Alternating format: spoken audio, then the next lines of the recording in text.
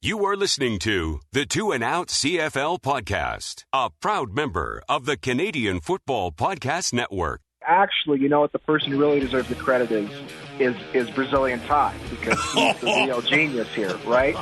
I'm never going to give that up. The numbers never lie. The numbers never lie. Grab some poutine and a double-double. It's time for the 2 and Out CFL podcast. Now they have to kick it out, and they do! Every week, Travis Currah. Does anybody still care about this podcast? And Brazilian Ty. Hunters are people too. Talk fantasy football, bring you the latest in CFL news, and sprinkle in a little bit of nonsense. Are you kidding? This is unbelievable! Ready, set, hunt! And we are part of the Alberta Podcast Network, powered by ATB. I'm Travis Currah, joined by Brazilian Ty. And Ty, have you put on the quarantine 15? Where are you at here? I haven't gained any weight yet, but my diet could be likened to that of Wade Boggs. I gotta say, I've been eating better than I ever have. And I don't mean that it's been healthy. I never once claimed that.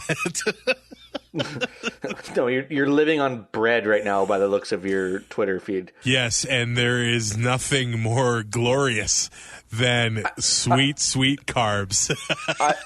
I'm eating a lot of carbs too, but I'm drinking mine.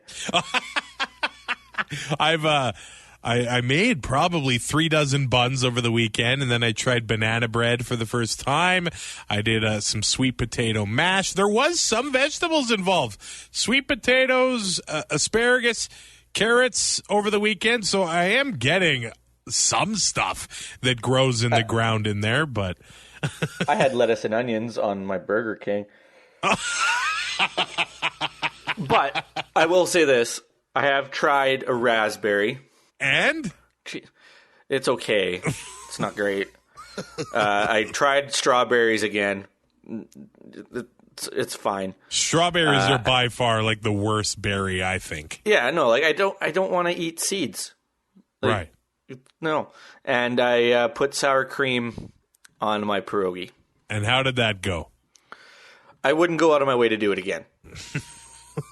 I also dipped a fry in mayo, and I don't get it. It's better than fries and ice cream. That's weird. Yeah. I dip my fries in barbecue sauce. So I'm glad that we agree on the ice cream thing, because my wife did it about a week ago, and I was just... So, did you file for divorce, or... Still going strong. In the Huddle with Currah and Ty on the 2 and Out podcast. Well, joining us on the show this week is John Hodge from 3downnation.com. There's something called the CFL Draft. It is happening tomorrow during this crazy time. So we'll bring him on to talk the draft. I do want to highlight and give a shout out to Purelator Tackle Hunger. Usually that starts at CFL seasons across the country, or stadiums across the country every June. But with the current situation and pandemic across the country, they're getting an early start on this. They've already started it actually this week, starting off the 2020 food drive. And it's incredible to see the amount of food that CFL fans have raised for Tackle Hunger. It's awesome to see people show up with non-perishable food items during their game. They show up with money to donate as well. They're calling on CFL fans again to help out with that. If you can, now's the time to help out if you have the means to do it.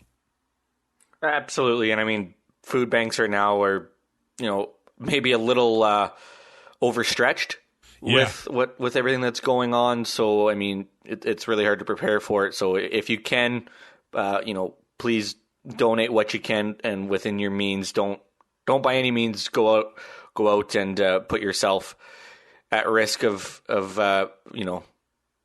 being behind the 8 ball when it comes to groceries and bills and stuff like that. But if you can give, please do.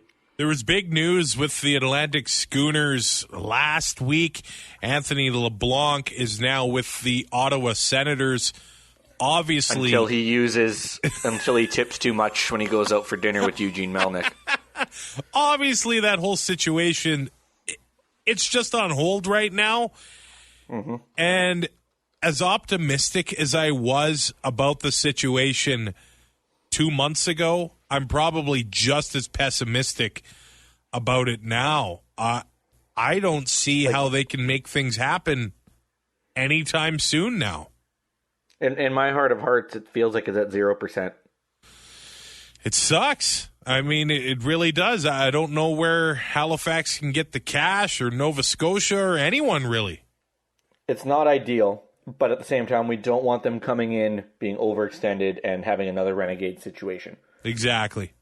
Not saying that the ownership group they have now would do that, but I mean, just with the way the economy is right now and everything, we don't know when the CFL is coming back. We don't know when any sports leagues are coming back yet. Yeah. And for them to go on as usual and not bringing in any money, it just seems more and more likely that it's either going to be a long ways away or it's not going to happen at all. And that's just the way I feel right now. Jeremy Langford, running back for the Chicago Bears, has signed with the Saskatchewan Roughriders. We don't know when the season, if there's going to be a season, but there has been some player movement. 2015 NFL Combine. Yeah. Fastest guy in the 40 and was a top performer in the broad jump, Jeremy Langford. All right. I've had him on a couple of my fantasy football teams. He did have a couple starts here and there, maybe scored some touchdowns here and there. And he had 6 in 2015 and 4 in 2016. Started 5 games total. You look at Chicago's depth chart that they had at running back. Yeah. They seemed to have a young running back at all times, and he was just kind of buried. And, now would be the time you'd think he'd get a chance with, Mitch Trubisky as the quarterback. Probably should be leaning on his running backs a little more than he does, but that's neither here nor there. Sergio Castillo, kicker, back with the BC Lions. Armani Edwards, back from the XFL, signs with Edmonton. Jalen Saunders. Their third-string quarterback.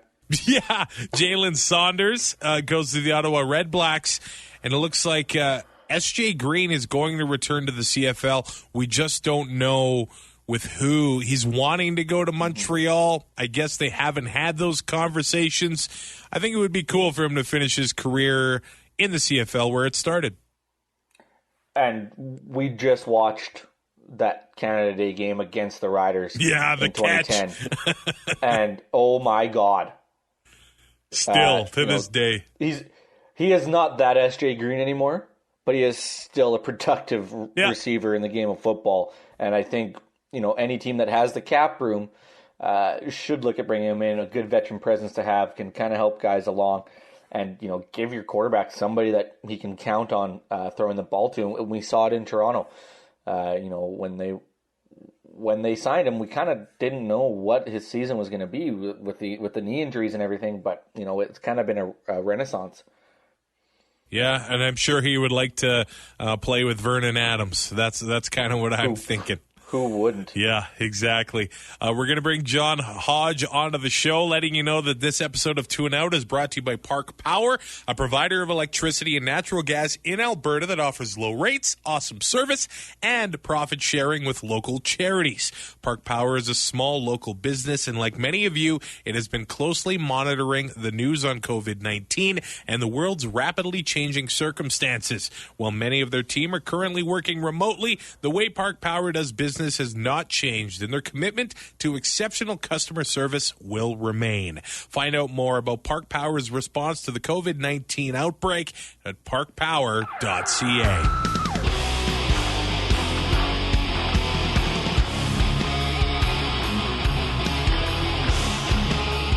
And joining the show from 3downnation.com is John Hodge. And I feel like I'd be a jerk if I didn't ask you how you were. How are you doing during this crazy time? Honestly, I'm doing fine. One scary thought that I'm kind of having, and I've been reflecting on in recent days, because so much of my focus right now is just on the draft and leading up to it that I'm a little bit scared where I'm going to be in a few days when the draft is over. Because on the one hand, I'm excited for it to happen, but on the other side, right, it's not like it's getting launched right into a season like most years. So I'm doing well now, but I'm hoping after the draft, I don't know, I don't go crazy. It'll be interesting to see. I'm kind of in the same boat, too, because I know a lot of fans are talking about how they miss football and everything like that, but it doesn't really feel real. Like, once May Long comes and training camps were supposed to get underway, then it will feel really real. So I guess we'll cross that bridge when we get there. I would like to ask you this, before we talk about the draft, is there anything you could tell us about where the league and the players are at regarding a potential suspension of operations? I know they're kind of at a little bit of a disagreement right now. I don't have any firm details. I know the CFL is investigating essentially every option. Some of the options include, okay, do we have a shortened season, in which case, how do we pay players? One thing is, one idea that's floating around is, well, what if we just took the way in which teams paid players, like let's say a guy is supposed to make $150,000 for the 2020 season. Now we just prorated it over 9 games, which would mean instead of making $150, he makes $75. Well, then the players might ask, well, hold up, I already got a $50,000 signing bonus. Does that mean that I'm now playing the rest of the year for only $25,000 because I'm not leaving my family for 3 months and crossing the border in this craziness for $25,000 when, I thought I would be making, another 100 G's on top of what my signing bonus was. And then I do think there is a very real possibility that there simply is no season, which I think would be devastating for many people, your listeners and myself included. So I'm hearing a lot of things. None of it is really positive or encouraging, I'm sad to say, because, again, I cover this league predominantly because I love doing so and I love watching the games and seeing players achieve success. So I think at most we're going to get an 8 or 9 game season, though it might be messy depending on how players are compensated. For example, I think we could see some veterans peace out right before training camp unless their compensation is up to par. And I think there is a chance as well that we unfortunately will not have a season, but remains to be seen. All we can really do right now is keep our fingers crossed and hope for the best. Obviously, yeah, it would be sad for fans of the CFL, but that's only the almost. I know the fans are a big part of the league, but there are a lot of people that they pay the bills. They put food on the table because of the league. We've seen layoffs across the league in team offices and things like that. I know it would be financially devastating for the CFL if there was no season, and I don't want to be doom and gloom. It sounds like it. But if there's no season this year, do we have 9 teams or a league at all in 2021? I think we certainly have a league. In terms of 9 teams, I think that is where Mr. Ambrosie's going to have to make his money because, you're going to have to potentially do some pretty unprecedented things to bail out teams that are struggling more than others. Obviously some teams are very dependent on gate revenue. Others are very dependent on TSN's television deal. By the way, one thing I've heard floated is, TSN, if they get 9 games, people are starved for live sports. Well, the viewership's going to be through the roof. And it's like, well, yes, but also no, because, TSN relies on ad dollars, of course, to make their money on broadcasts. And depending on where the financial world is at, and that's way above my pay grade, I can't tell you where the financial world will be in a few months' time. There might not be the same advertising budgets as we would normally see. And if sponsorships fall through and ad deals fall through, then all of a sudden, TSN is in a tough situation. So, I would obviously be very disappointed if anything really negative were to happen with any of the league's 9-member clubs. I think everybody would coast to coast. But that's going to have to be for Randy Ambrosie to figure out because if one team is starving while another team is, good to go, a team like Saskatchewan, of course, comes to mind. That team prints money in all kinds of ways without even playing games with their merchandise and endorsements and all that. They might have to get creative, and it's happened in the past that other teams have had to bail out a club like Saskatchewan. Maybe we'll have to see the opposite take place here as we all work together to overcome the ongoing health pandemic. Now, we'll get into the draft and, maybe some happier conversation, something not so, disappointing and sad, but we both kind of get the feeling that the draft has sort of gotten more respect over the past few years rather than just being a crapshoot or regarded as one. Can you just reiterate the importance of Canadian players to the CFL and maybe even like the Blue Bombers as an example, because the Canadian content is really strong in that locker room? Yeah, I think, the draft hasn't been taken seriously by some people over time simply because it's not the same as the NFL draft. They're not comparable really at all in my mind. And that's because, in the NFL draft, given that there's no ratio, given that there's literally thousands of players to choose from, there are stars who come into the NFL as rookies and do incredible things. The first overall pick in the NFL draft is expected to be a starter year one and probably even a Pro Bowler, right? You see guys come in as rookies who are so highly touted that, they're on the cover of Madden or, they're on the cover of Sports Illustrated or they're supposed to not just develop, but they're supposed to come in and be rock stars from day one. And that's not what the CFL draft is about. Are there players who make impact as a rookie? Of course. There are guys who are impactful. There are guys who play well. There are even occasionally players who will make an all-star team. However, that is not what the primary focus of the draft is. The primary focus is to cultivate Canadian talent and develop it at the professional level. And that is because simply we don't have the population of a place like the United States. There's about 600 prospects available in the CFL draft in any given year.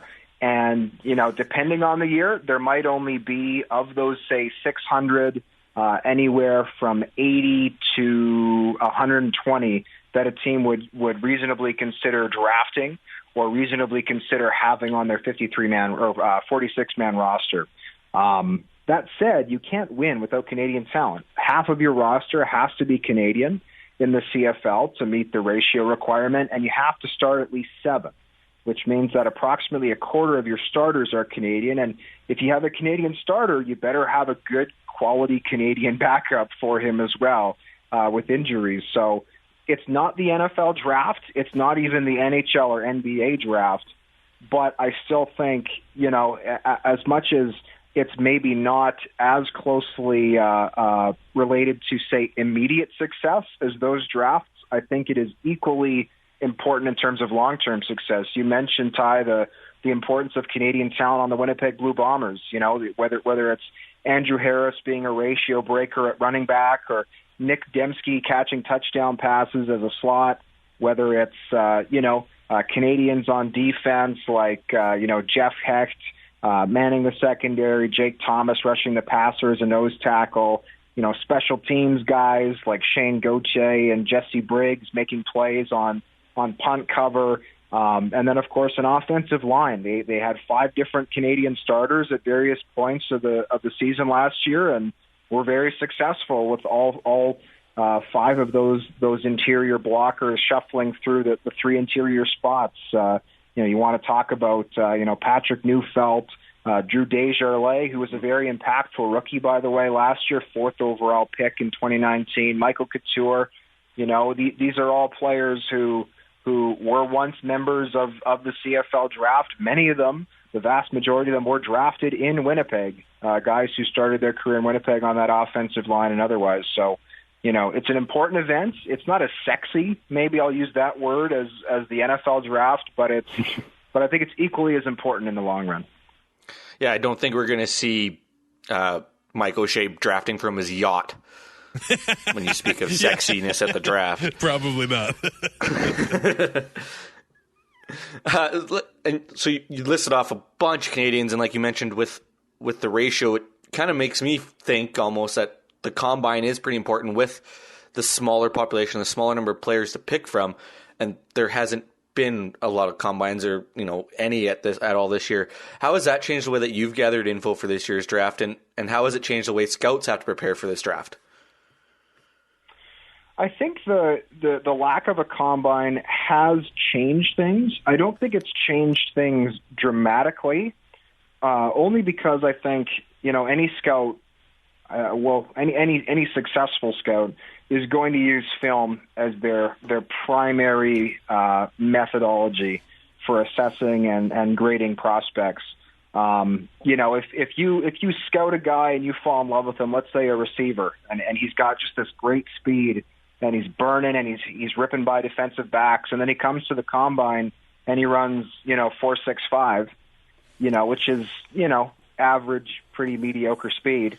You kind of raise your eyebrow and go, interesting. Well, maybe he's got game speed. Maybe he's faster than the 4.65, or maybe he's just the smartest guy on the field and he knows how to pick angles and he uses that to his advantage. But I don't think the lack of a 40 time necessarily concerns you.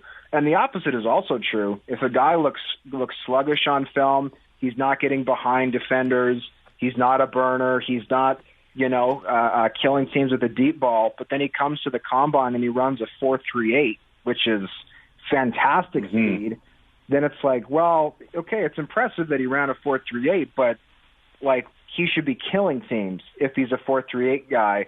And he's not. He looks average on the film. He looks mediocre.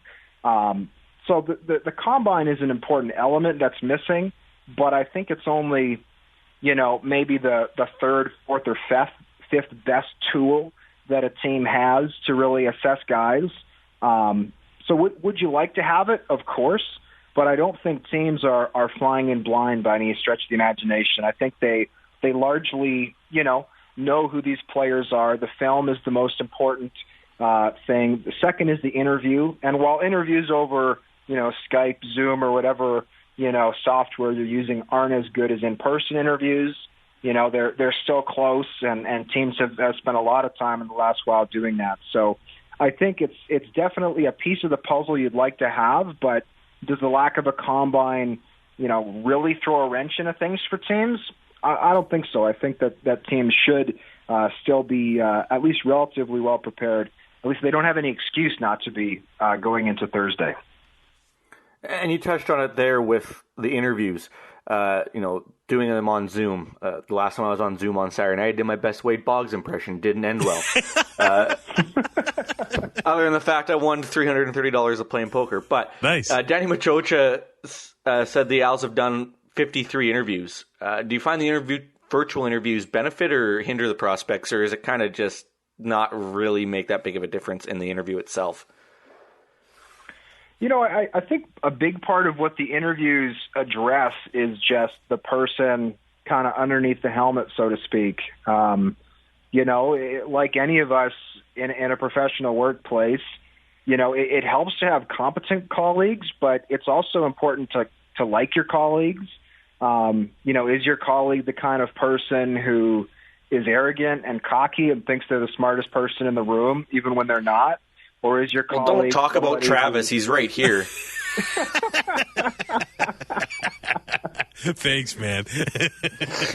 Or, is your colleague the kind of person who, shows up early, stays late, and right. When they get credit, they turn to the next person and say, actually, what the person who really deserves the credit is Brazilian Ty, because he's the real genius here, right?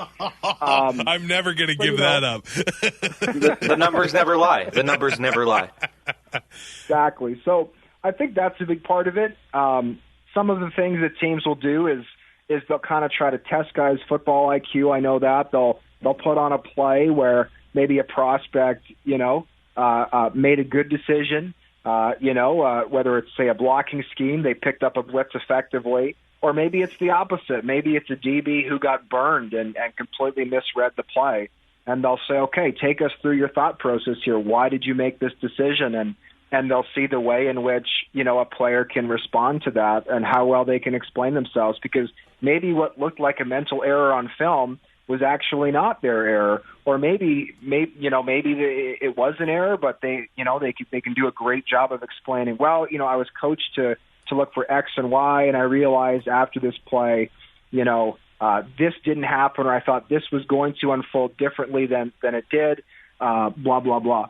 If they prove that they have no idea why the mistake occurred, which means it's going to happen again in the future, that's a red flag. So I think it's partly a personality thing, and I think it's partly a football IQ thing, but I think they're very important because, again, especially as you get into the later rounds of the draft, like let's say, you're a team, you're looking for some special teams help, you don't necessarily need a guy who's going to come in right away, but you want a guy who maybe after being on PR for a year can come in and help you out on special teams as, say, a linebacker. Well, in round 6, if that's where you're looking to pick up your linebacker, there might be 4 guys who all, have pretty much the same frame and pretty much the same production from college and are all likely to be available.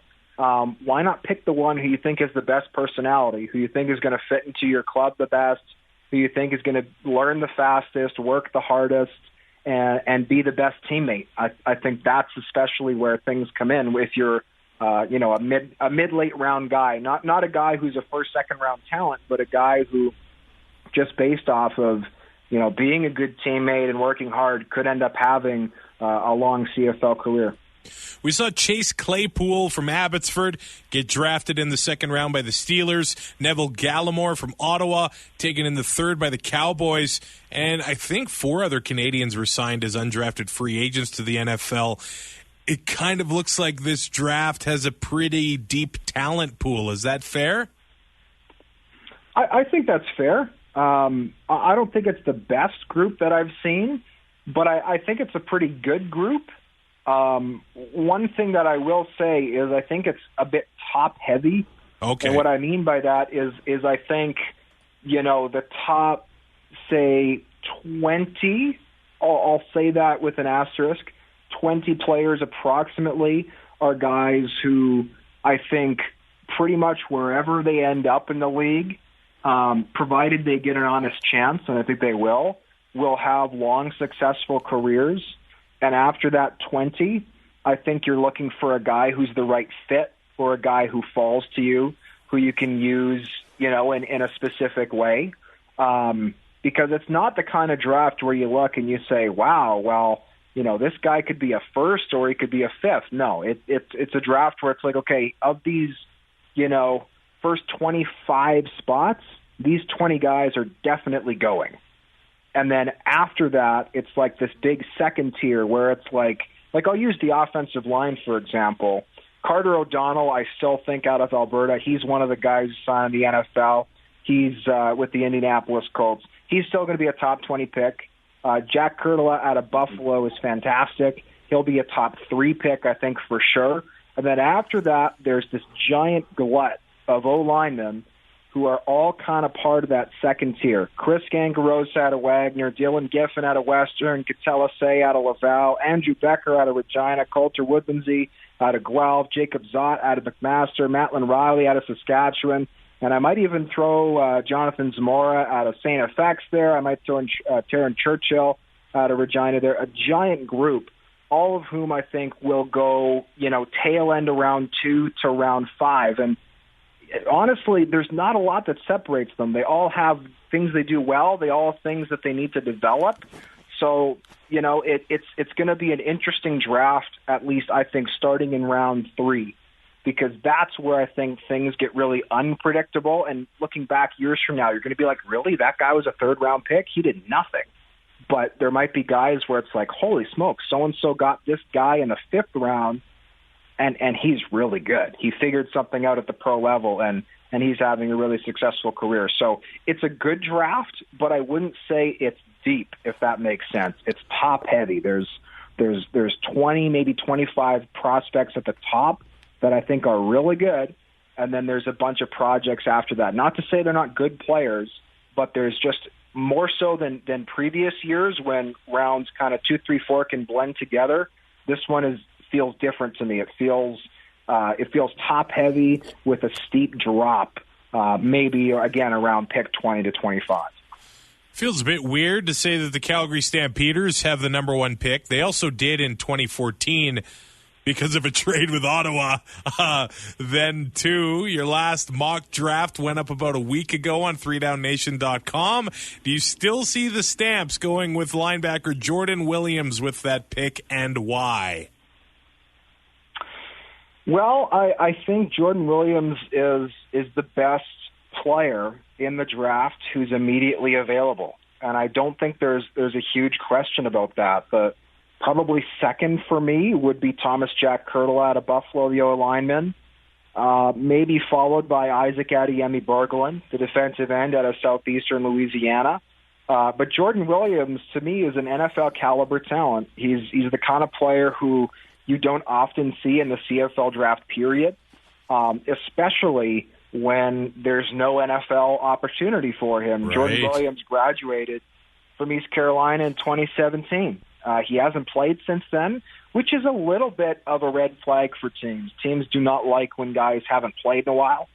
That said, he's still only 25. It's not like he's 29 trying to make a career in the CFL. He's still young. And he had an absolutely freakish performance at the Ontario Regional Combine. This is a guy at 5'11", 218 pounds, ran sub 4.5, so he's got receiver speed at essentially 220 pounds, 39-inch vertical, which means he can jump higher than most professional receivers, and his quickness is off the charts as well.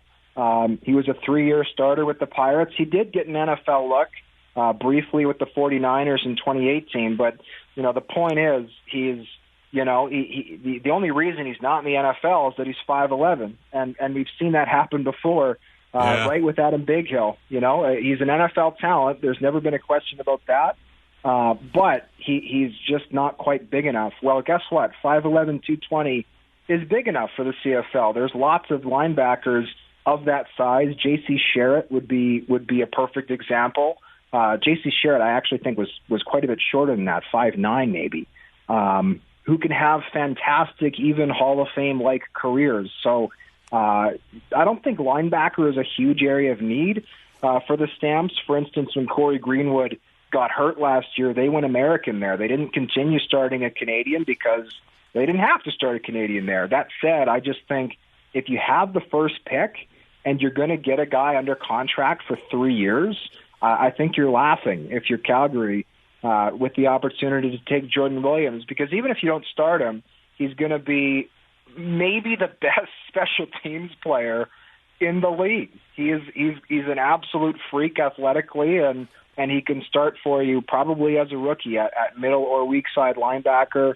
Again, he's an NFL caliber talent who's not in the NFL, and he's got a Canadian passport. Like I just don't see how you argue with that. I'm not saying anything bad about anybody behind him, but to me, if you're Calgary, it's maybe not a no-brainer pick, but it's pretty close, just given the circumstances at play for Williams being available there at 1. Territorial exemptions were the new wrinkle added to the draft last year. Basically, the two worst teams get to pick a team or a player within their territorial limits at the end of the second round. Gallimore was drafted in the third round by the Cowboys, so it seems like they like him a lot. Would Ottawa be able to take him there at the end of the second round? Is he going to fall further? Is it worth burning a pick on him there? No. He's never going to be in Canada, is he? I think, honestly, if you're drafting Chase Claypool or Neville Gallimore, you'd be just as well off voiding the pick. Right. Quite frankly. I don't think it's worth taking either player. Maybe with an 8th round pick, right? Like, if, for example, like the last pick in the draft belongs to Winnipeg in the 8th round, whoever you could otherwise draft there, you can always sign as an undrafted free agent. Maybe it's worth taking a flyer there just because then you have his rights forever. But the only way that I see Chase Claypool or Neville Gallimore not having very long, successful NFL careers is if they're completely derailed by injury. And if a guy can't play in the NFL because his body's messed up, I can't see a circumstance under which a CFL team comes by, a year or two later and says, hey, you played for millions in the States, but would you play in Canada for $80,000? I just don't see that circumstance playing out. Canadian players in the past who have gone that high, Tyrone Crawford, who also went to the Cowboys, would be a perfect example. I think he was a third-round pick. I'd have to double-check that, but he's been in the NFL for 7 years now. And I mean, he's been with the Cowboys for the whole time, making tens of millions of dollars. So the point is, the odds of Gallimore coming to Canada or Claypool coming to Canada are low enough that I would not give them a draftable grade if I was running one of the 9 teams drafts. That said, Toronto especially, I think at that territorial pick has a ton of options just because the GTA produces so many talents in the draft. They have a ton of options there. Ottawa is a bit more limited, but I still think there are good players they could get there. 2 that I'll highlight quickly. One is Daniel Bazambombo, linebacker out of Laval. He's planning on going back to school, but he's a 6-foot, 230-pound linebacker who runs well. I think he's well worth that territorial selection. And the other is a guy named Graydon Campbell out of William and Mary. He's a 300-pounder who spent basically even amounts of time at William and Mary on the offensive and defensive line. So if you're looking for a guy, he's almost been compared to Quinn Smith a little bit. For those who remember Quinn Smith, he spent a lot of years in Calgary as a guy who, he's probably never a starter, but he's a 300-pounder who can realistically play defensive tackle for you, but also play guard just as easily, which in a league like the CFL with small rosters is a pretty valuable thing to have. So I would say, Ottawa, there are other guys who could provide some value. I think if you take Gallimore with your territorial, it's a bit of a foolish decision, at least in my opinion. You brought up the later rounds and how, you can, instead of drafting a guy with that last pick in the 8th round, you can sign him as an undrafted free agent and kind of do what you want there. Kwaku Boateng was drafted in the 5th round of the 2017 draft. He's sort of become that benchmark where, the diamond in the rough, the guy that you can steal late in the draft. Who has the best chance of being the next Kwaku Boateng in the CFL? That's a fantastic question. I have a video coming out shortly for 3 Down Nation where I've got five kind of mid-round draft gems, I think I'm calling them. But if you want 5th round or later, we're going down the board here. Let's say for a guy who's likely to be available in the 5th round or later, but I think could have a decent impact, maybe even a big impact with the team, is defensive back by the name of Matt McConnell out of St. Mary's. Matt McConnell hasn't played football since 2017. He had a doping violation that year, which kicked him out of U Sports for a number of years. So Winnipeg's drafting him. Well, we'll see. They did draft the last doper in Rashawn Simonize, though that didn't work out. But McConnell is he's essentially Taylor Loeffler light. He's 6'2", 210 pounds. He runs well. His vertical jump is insane, and he loves to hit. That's kind of what he was famous for. He only played 15 games with the Huskies, but he put up a ton of tackles and a ton of hits. And he's a guy who I think, because he hasn't played in a few years and because of the doping thing, you're not going to have to use a high pick to get him. He's probably falling to, I would guess, at least the 5th round, maybe 6 or 7. But he's a guy who, I think more so than a lot of DBs or even linebackers in this draft is going to have a lot of success running around on special teams and, lighting guys up and making plays. And then after that, maybe then in year 2, for instance, he can get into a game for you at safety and maybe he makes some plays. But again, that's, I think, a guy who, at least for me, stands out in terms of, I think talent-wise, he should go higher, but because of the 2 years off and because of the doping, is going to fall to later on. You had me at Taylor Loeffler, if I'm being completely honest. That's his man crush. He's all of our man crushes. Yeah. Well, how can he not be? Like, it's basically him and then everybody else. Nathan Rourke out of Ohio, playing for the Bobcats, is the Canadian quarterback of the season right now. What do you see in his future? I'm super excited about Nathan Rourke because I think he's certainly the best Canadian quarterback I've seen since I started covering the draft. Wow. Seriously, about 5 years ago. And I think you could probably make the argument that he's the best Canadian quarterback maybe even of the last 20 years, frankly. A guy like Jesse Palmer would be there. Maybe Brandon Bridge would be right there. But, and I guess if you want to count him, though, he's never filed for, his CFL status would be Mark Rippon, who's now in the NFL. But, the point is, Rourke is just a freak. He's a guy who put up 7,500 passing yards with the Bobcats. He had a good touchdown-interception ratio through 60 touchdowns to just 20 interceptions. But also as a rusher, I mean, he ran for 2,600 yards and 49 scores. So this is a guy who, he's by college standards an elite rusher. By pro standards, he's probably still going to be a good rusher, a guy who can be a legit threat to make plays with his legs. But he's also got a better arm than certainly at the college level and at the pro level. I think his arm is at least average by CFL standards. He's not very big, which I think is a lot of the reason why he hasn't signed an NFL contract. He's only about 6'1", and soaking wet, he's probably about 210 pounds. But he's a guy who, scouts are saying could realistically be a backup quarterback for about half the teams in the CFL right now. He's that good. And I think if you're a team without a proven backup like BC, Edmonton, Winnipeg, Calgary potentially, even Hamilton if they're worried about losing Dane Evans after 2020, I think he could be an option for a lot of teams heading into the draft.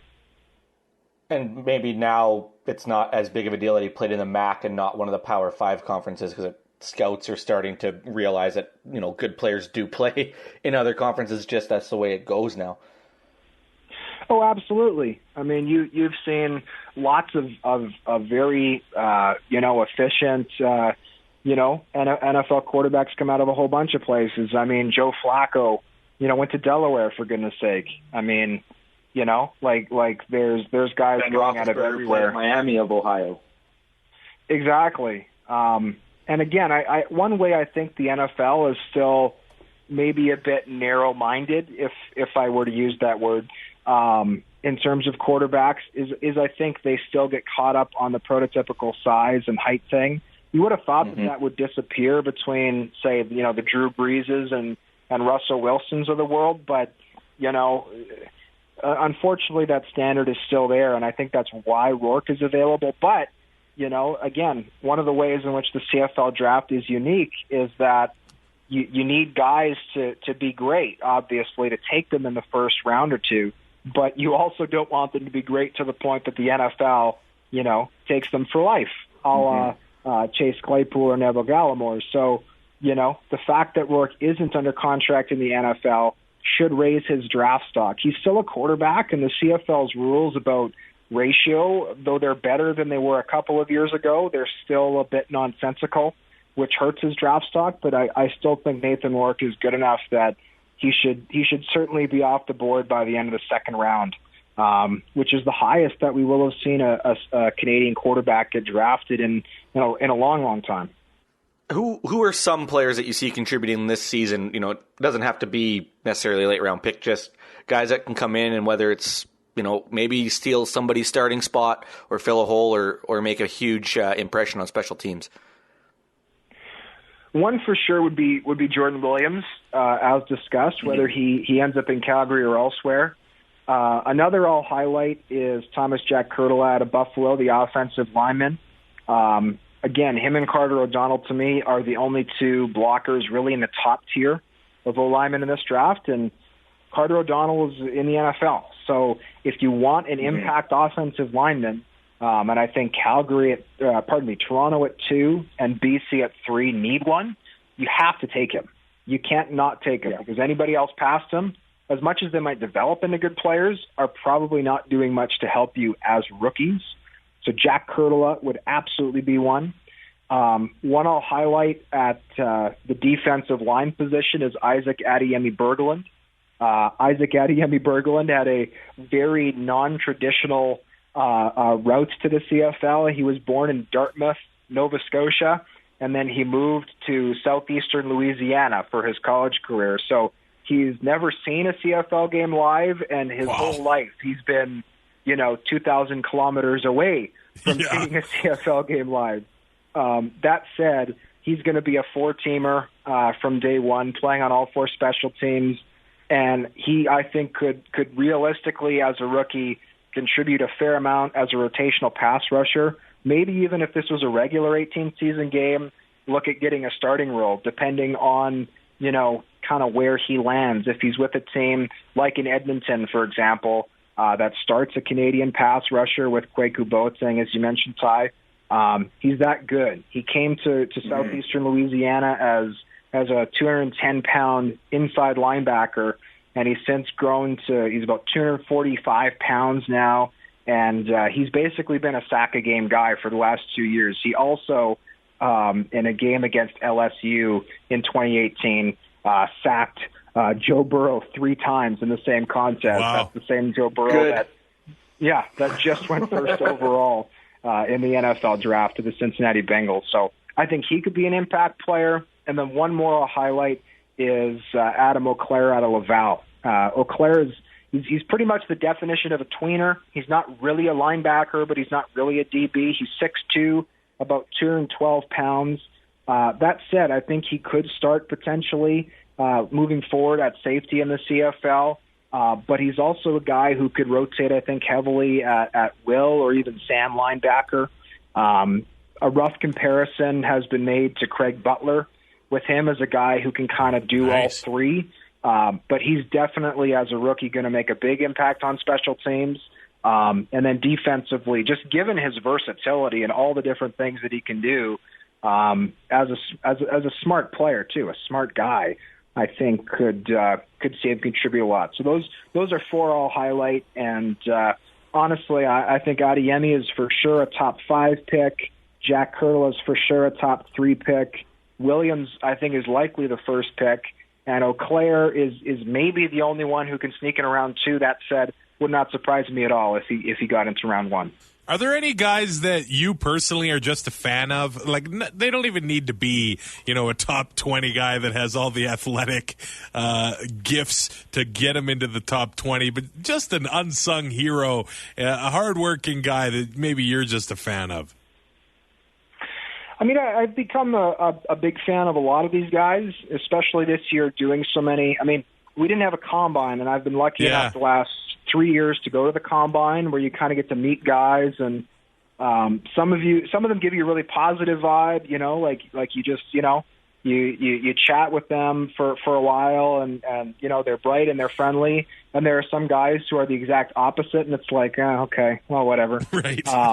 But talking to guys, at least over the phone leading up to the draft, one guy who I have to say I've become a big fan of, and I started being a fan of him when I was watching his games in the summertime, getting into the fall, is Waterloo's Dion Polarin. He's a running back, but he's a guy who, growing up in Abbotsford, played on all 3 phases of the ball at his high school. He started at linebacker, he started at running back, and he played all 4 special teams. So he essentially ran onto the field when the game started, and he didn't come off till the game was done. Wow.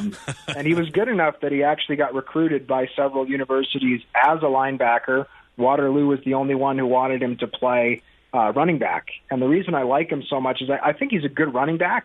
I don't think he's a CFL running back necessarily. Like, I don't see him as a ratio changer. That said, I could see him being a guy like, say, an Ante Milanovic leader in Calgary. Love that guy. Or a guy... Yeah, or a guy like, not necessarily the same body type, but similar to Johnny Augustine, in Winnipeg, or even Brendan Gallanders in Ottawa, a guy who can get a few carries and make the most of them, but then also just all the other things that he does as a guy who's not just a prima donna running back who's, doesn't want to get his nose dirty playing special teams, but a guy who's going to go out there, rock people on special teams, and use some of that defensive linebacker prowess that he developed all through high school. So, again, there's lots of guys who I like, but he's one that stands out to me as a pretty unique player, a guy who, again, went through being a very good running back, but unlike a lot of U Sports running backs where that's all they've done, because, they might be the best offensive weapon on their team, and the coaching staff would have a heart attack if they asked to go play special teams. He's a guy who's done it all over the last 8 years. And as such, I think will make a big impact at the CFL level. Finally, before letting you go, I just want to ask you, do you think that with training camp not starting on time, it could be another 4 months or it could be another year? Does this benefit the 2020 draft class in any way? They have more time to train, get ready for the season, and maybe it just depends on the guy. What do you think on that front? I don't think it helps them, because what's going to happen, and we'll see what happens with U Sports football. It's very possible that, the NCAA won't play in 2020 and U Sports won't play, but one awkward situation you could run into is you've got, let's say it's the 2021 season. In theory, you could have 2 years worth of rookies all battling for the same jobs. Now, there could be a larger than normal kind of generation of veterans who are done, which opens up more spots. But you could realistically say have, a 2021 group of rookies that is half, 2020 draft guys who didn't get to play their rookie years, and then half 2021 draft guys who missed their entire last year of university. The other thing that could potentially happen is you might have the NCAA, let's say there's no season in 2020, say, all right, anybody who had eligibility in 2020 is getting it back. Well, now all of a sudden, because the CFL does not allow teams to draft NCAA players unless they are in their or completed their either redshirt senior year or senior year. So then all of a sudden it's like, okay, if U Sports guys are allowed to go into the draft, but NCAA guys aren't, all of a sudden that's weird. Or the opposite could be true, or maybe both is true. Maybe U Sports and the NCAA give everybody back their draft years. Like it could be a super weird situation that and we'll have to obviously wait and see how things unfold. But I don't think it helps anybody. The only thing that I would say is, I think we're all kind of in the same boat, which is maybe the thing to look. That's the silver lining is, this is a tough situation for young players, but it's going to be equally tough for veterans who are trying to, get the last year or two out of their careers. Because, if there's no CFL season in 2020, I would assume some older guys in the league who maybe wanted to do another year or two after 2019, we might just never see them again. So it's a bit tough to say, but there's a whole bunch of factors at play. I don't think it's a net positive, unfortunately, though, for anybody. All right, John, thanks for joining us on the show this week. Enjoy the draft tomorrow and stay healthy out in Winnipeg, okay? Thanks, Travis. Appreciate you guys having me on, and stay healthy yourselves.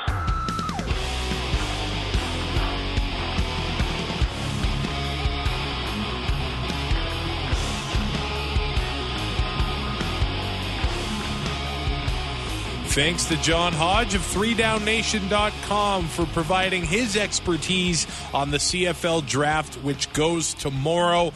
The first 2 hours, so basically I think the first couple rounds are going to be on TSN.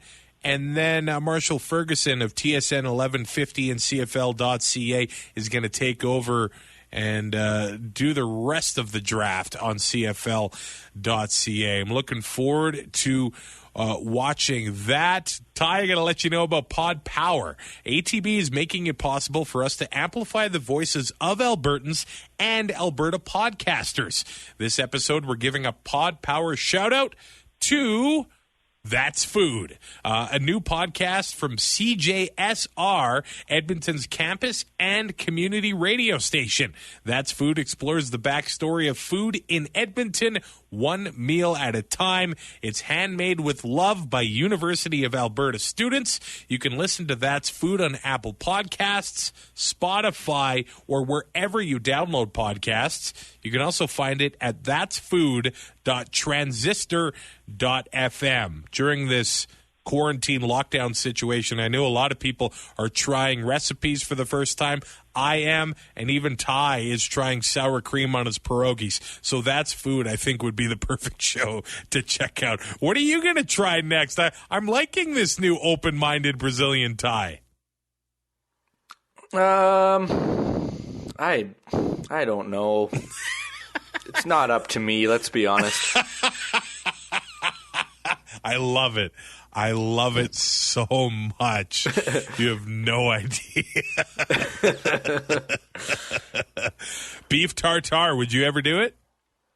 Isn't that just raw meat? Basically. Yeah, that's not a big deal. I've eaten bacon out of the package, so I mean, whatever. Yeah, I've eten raw bacon. It's already too. smoked. It's already smoked. Yeah, exactly. There's nothing wrong with that. Yeah, whatever. We'll be back next week recapping the CFL Draft, so we'll talk to you then.